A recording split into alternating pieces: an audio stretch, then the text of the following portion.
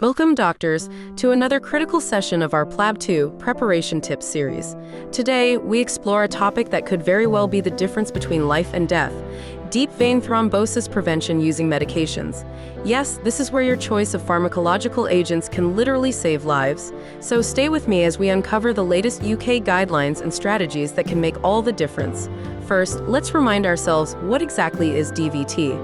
Deep vein thrombosis, or DVT, is a condition where blood clots form in the deep veins, most often in the legs. These clots can obstruct blood flow. But here's where it gets terrifying. When dislodged, they can travel to the lungs, causing a pulmonary embolism, a potentially fatal complication. The risk factors: surgery, prolonged immobilization, cancer, a history of DVT, or even certain blood conditions known as thrombophilia. But don't worry, we have effective strategies to prevent this if we choose the right medications. Let's dive into the cornerstone of DVT prevention: anticoagulants. These are the agents that interfere with the clotting process, stopping clots before they even form. First, we have the heparins. Unfractionated heparin, or UFH, is administered intravenously or subcutaneously, but watch out. It requires careful monitoring of activated partial thromboplastin time, or APTT. Unfractionated heparin is often used when rapid reversal is needed, but there's a newer, more predictable alternative: low molecular weight heparin, or LMWH. LMWH has several advantages over UFH. It has a more predictable dose response, making it easier to manage without constant monitoring.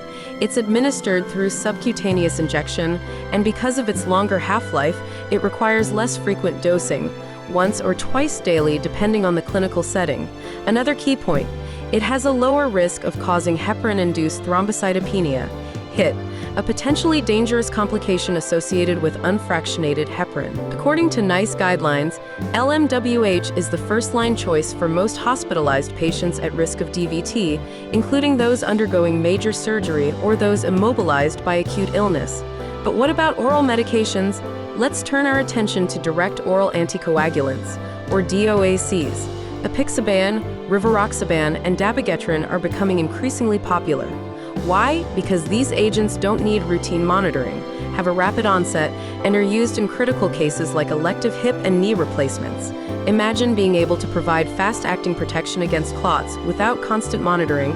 NICE guidelines actually favor these DOACs for many surgical patients.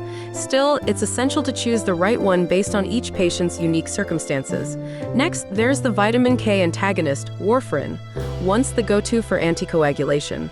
But now, well, it's reserved for specific cases like mechanical heart valves or long-term treatment in recurrent DVT. It requires constant INR monitoring and careful attention to diet and other medications. Moving on to a more familiar name, aspirin. It can reduce the risk of clotting.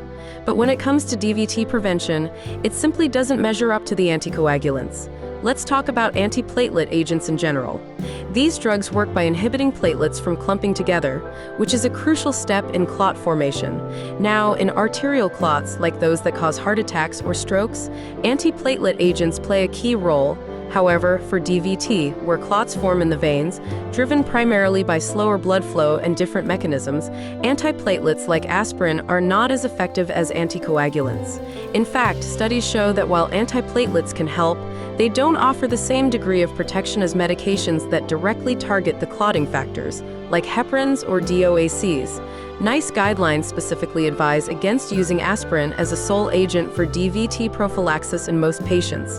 Anticoagulants are preferred because they target the clotting process more effectively, reducing the risk of both DVT and pulmonary embolism. Lastly, we can't forget about thrombolytics, the heavy hitters like alteplase and streptokinase. These agents break up existing clots, but they're reserved for emergencies like massive pulmonary embolisms. With high risk of bleeding, these drugs should only be used in life-threatening situations and under specialist supervision. Now, how exactly do these medications work?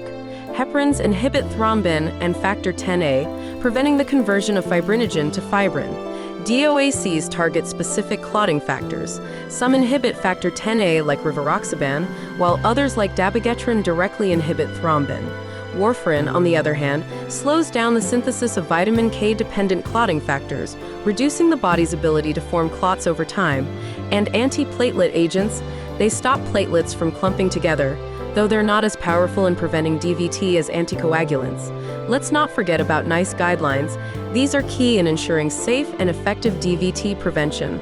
For medical patients, LMWH is the top choice, with fondaparinux as an option if LMWH is contraindicated. For surgical patients, options vary based on the type of surgery and the patient's bleeding risk.